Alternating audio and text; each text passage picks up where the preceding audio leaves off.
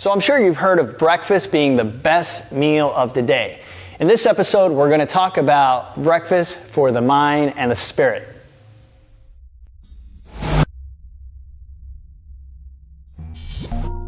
The first thing I'd like to talk about is getting up early. So an example of getting up early would be if you have to be at work by 8 a.m., you should be getting up at least by 5:30. Now you're probably saying, JT, you're absolutely nuts. There's no way I'm going to get up at 5:30 if I need to be at work at 8 a.m. But here's what I mean behind that. You want to make sure you get up and you actually wake up, you stretch. If you're married and you have someone laying next to you, then the first thing you should actually do, and I learned this in coaching school, is turn over, give that person a kiss, tell them you love them, and then as soon as you come out of bed and you put your feet on the ground, you want to thank your Creator for giving you another day of life. So books are an amazing way to start your day. One of my favorite books to read early in the morning is the Bible. Now, I'm a Christian, so of course I read the Bible. That doesn't mean that every Christian reads the Bible, but I happen to read it, and it's an amazing way to start my day. I take stories from here and I actually correlate them to things I have going on in my personal life, and it's such an empowering way to start the day.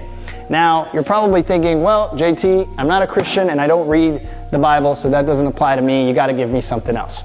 So, if you're not a believer, I recommend envisioning.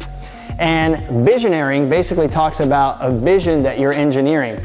Most people, some way, somehow have a vision that they're trying to engineer, and Andy Stanley really brings it together, and it gives you the opportunity to write everything out, plan for it, and map out how you want your vision to work out for yourself. So Visioneering is an amazing, amazing book that I highly recommend.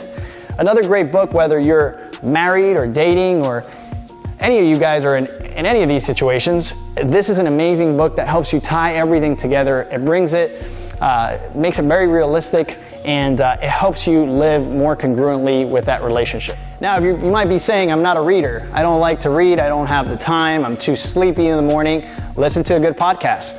When I get into the shower, what I generally do is I play my podcast, and as I'm taking a shower, I'm bringing in positive things. It's feeding my mind, and it's really, really amping me up for the day. It's giving me amazing ideas that throughout the day, we all have challenges, we have adversity, and a lot of these podcasts talk about different challenges that we have on a daily basis, and it teaches us, it shows us how to deal with adversity in a very, very anabolic way. So one of my favorite podcasts out there it's called Your Move.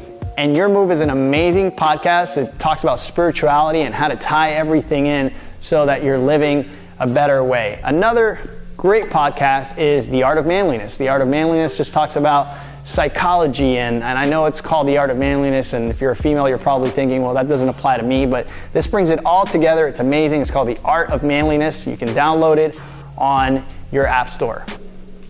My other favorite is prayer or meditation. Prayer. If you're a believer, then you know who you're praying to. Pray and set a tone for the day. It's so important to, before you walk out of your house, to really focus on that intention, on who you want to be, what you want to do, and how you want to serve others. As far as meditation goes, it allows us to learn about our inner workings better. It allows us to focus on those things that we don't want to do, and focus on the things that we actually would like to do. So prayer and meditation are an amazing, amazing way to start the day, and you want to do this before you leave your house. This is JT Tappias, helping you strengthen your mind, body, and spirit.